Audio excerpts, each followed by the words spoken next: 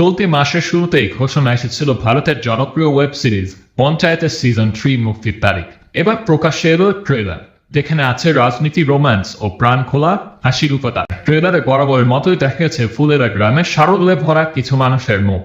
এখানে নতুন সচিব ও পুরনো সচিব অভিষেকের 32 পৃষ্ঠ প্রকাশ পেয়েছে। সিরিজটির দ্বিতীয় সিজনে আভাস দেওয়া হয়েছে যে ফুলেরা গ্রামের সচিব অভিষেক কুমারকে বদলি করে তার জায়গায় নতুন সচিব আসবে। ট্রেলারে আরও দেখা গেছে ফুলেরা গ্রামের প্রধান সচিবের বদলি আটকে দিয়েছেন, আর প্রধানের বিপক্ষ দলও প্রস্তুতি নিচ্ছে ভোটে প্রধানকে পরাজিত করে তার গতি দখলে।